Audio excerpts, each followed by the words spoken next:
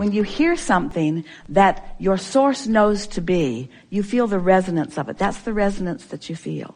And so there are many momentums. In other words, Esther was on a momentum of it's difficult to find someone on short notice to help her out in her house. And so that was the momentum that she had going. And so law of attraction just showed her what her belief was and amplified it, and in the process gave her an opportunity to decide if she wanted to begin practicing a different belief, because whatever belief she is practicing is what the law of attraction is going to bring to her, you see.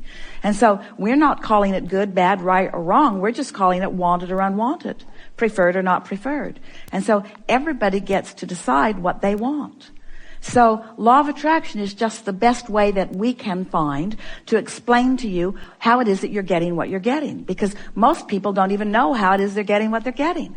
They have habits of thought that they've been thinking so long that feel so normal and are oftentimes validated by so much evidence around them that then they conclude that it's true. So they will say, this is a truth. I don't want it, but it is true. And we were wanting people to understand that whatever you have been giving your attention to as an individual or even as a mass consciousness, if you practice the vibration of it long enough, it will become true. Evidence will fill in around it to support it, you see. And that's the thing that is so confounding. Esther argued with us about this quite a bit in the beginning. She would say, well, I know that you don't think I should be talking or thinking about this, but it is true. It is true. And therefore, I've been taught to be objective, Abraham. I've been taught to weigh the pros and the cons, to weigh the pluses and the minuses in order to make a decision. And so when I see something that is true, I think that maybe I should shine a spotlight on it as a truth that maybe others might want to recognize. And we say, but there's another thing that we would factor into that, and that is this a truth that you want to keep supporting? Is this a truth that you would like to keep perpetuating? Is it a wanted truth or an unwanted truth? That's a distinction that many people are not understanding. Because you have the ability, Jesus said, turn the other cheek. And it's exactly what he was talking about. Do not continue to give your attention to that which is unwanted. Because in your attention to unwanted, you will continue to perpetuate it. So turn the other cheek. Turn in opposition. Look at the other end of the stick. Because when you know what you don't want, you know what you do want. So give your attention to what is wanted and be an advocate, a proponent, a perpetuator of that, you see. So we never, ever want to argue with anyone about the truth or the validation that life is giving them. Because when you believe something, life will show you not that it's right or wrong and not that others should be living, but life will show you it's your vibrational offering, and here is evidence of what your vibrational offering is.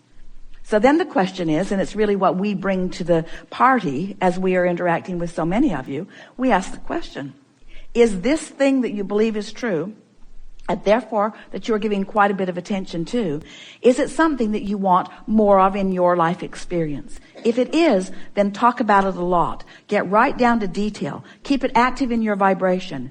And law of attraction will keep momentum coming to you to validate that truth.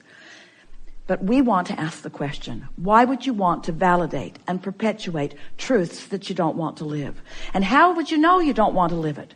Because there is a source, this consciousness, this enlightenment, this energy that you're talking about.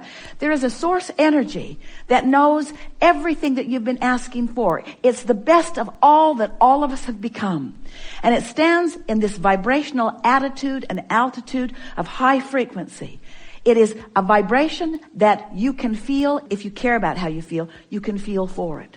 So as you start tuning yourself to that frequency, you feel better and better.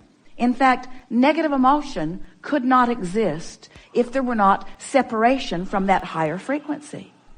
Negative emotion is the indicator in any moment that your thought, your opinion, your belief, your practiced vibration that is active right now, this red hot minute, negative emotion that you are feeling always means that the thought that you're thinking right now is way, way, way, way off what the source within you knows about the same subject. That's why when you hate someone, it feels so awful, because source is not hating that person. And source is looking right where you're looking in this very moment and offering a vibrational attitude about it. When you find the vibrational attitude that Source is offering in this moment, you feel the resonance of Source. That's when you feel clarity. That's when you feel love. That's when you feel joy. That's when you feel well-being, you see.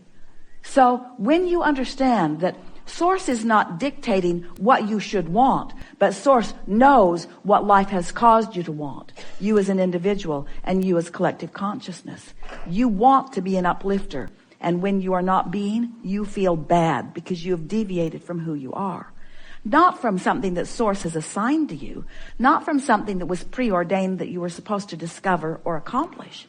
But something that you have evolved to, that now you are stepping back from. This is a thing that most humans do not understand. You have evolved to consciousness that is love, you see. And when you deviate from the love that you have come to, you feel awful. Law of attraction will give you evidence of your deviation, because law of attraction is not discerning whether it's right or wrong. Law of attraction is just amplifying whatever you've got going on vibrationally. And isn't that just the perfect universe to live in?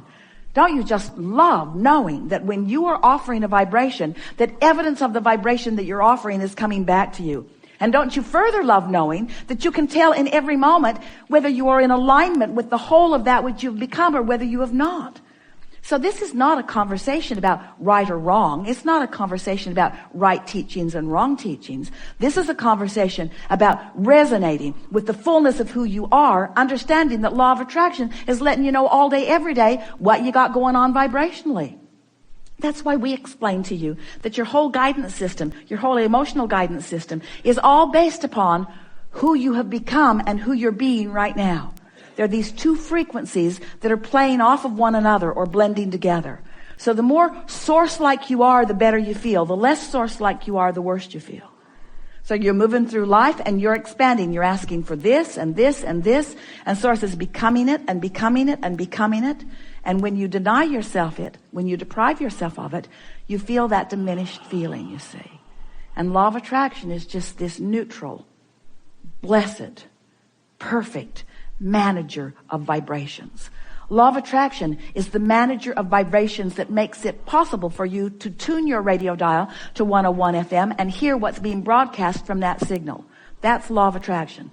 Law of attraction is just the organizer and the manager, not the decider, not the arbitrator, not the judge of the rightness or the wrongness of your vibration, just a pure responder to your vibration. So there are two parts to this deliberate creation business. First, you got to understand that law of attraction's giving you feedback, blessed, joyous feedback. For what reason? So that you can choose the vibration that is resonant with all that you've become. When you feel negative emotion, it isn't because you've done something wrong. It's because you expanded and you're not keeping up.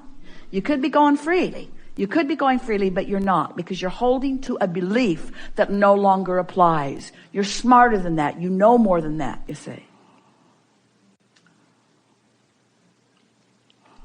That was the best discussion we've had about law of attraction ever. That was the best discussion we've had about your emotional guidance system ever. That's the best understanding of what the art of allowing really is. It's the best discussion about vibration and energy flow ever. And the reason we say the best is because you were right there understanding every word of it, every step along the way. We're really, really smart. And we could tell you things that you couldn't even begin to understand. But we would not call that the best discussion.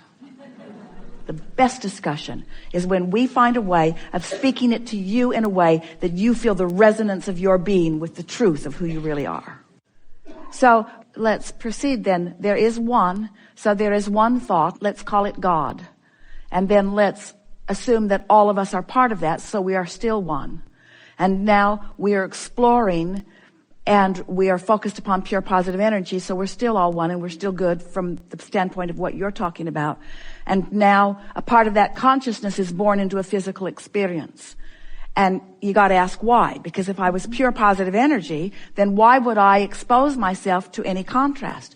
We say, because from that broader non-physical perspective, you knew that the more would be accomplished by the exploration of more variety. In other words, you knew that by exploring the physical, which is the leading edge, by the way, this physical place with all that is here is the leading edge. So as you're exploring this variety and coming to yet new conclusions, that which you want to call source, which is the one, has expanded. So you're right. Source is pure positive energy, flows here, flows to you, you're exploring, and source becomes more as a result of what you have explored and discovered and concluded and decided and wanted. But now the duality is introduced by human, by physical, who is not now able to keep up to speed with the expansion that he has accomplished. Then your premise sort of sounds like it says, well, then we shouldn't have come, because if we can't keep up to speed with the expansion, then we've introduced an unnecessary duality. We say, yeah, you did, but it's not one that you can't overcome, and it's not one that didn't give you benefit, because that duality that you are unhappy about caused an expansion of the universe, which you now have the ability, through focus, to come back into alignment with the one about. And you're right, it does feel really good to come into alignment with the one. But the one that you're talking about is the one that came forth into the contrast. In other words, the contrast is not a bad thing, it's just choices, you see. That's really what we're wanting. When we say there's no source of badness and there's no source of darkness, we really mean that. There is a source of contrast, and the contrast is all about expansion. We think it's the judgment that you are making about what the contrast is that is making you want to call it a duality that you don't want to embrace. And we promise you, you want to embrace everything about this physical experience. You would far rather have exposure to a lot of variety for the purpose of your and our expansion than you would want to just be born into a feathered nest. Humans don't know that when they haven't gained control of their thoughts. If you haven't gained control of your thoughts, if you don't know about vibration, if you don't know what your guidance system is telling you, then sometimes you do want to sort of close yourself off in the neighborhood that has walls around it, or in a neighborhood that has a gate up that you need a code to get into. Or you might want to just hang around with people that you trust, or put your children only in the schools that you believe are the safest. In other words, if you don't know about your ability to navigate among all of this contrast by striking a vibrational pose that equals your point of attraction that brings you only what you want, then we can see why you would have a problem with there being things that you don't want to see. But when you come into alignment with this knowing, then the variety thrills you. It never frightens you. It inspires you. It never makes you feel guarded. It uplifts you. It never makes you feel like you need to manage it or defeat it. When you come into that wholeness, is a better word than oneness, into that wholeness of who you are, the wholeness of who you are and the wholeness of the frequency that you are, then you become like source. You get such a synergy of pure positive energy going that anything that doesn't match it bounces off. And that's why that which is good is dominant. So dominant that the word dominant doesn't even do it. The word dominant's not big enough to describe the dominance of well-being. We have enjoyed this interaction more than words can convey.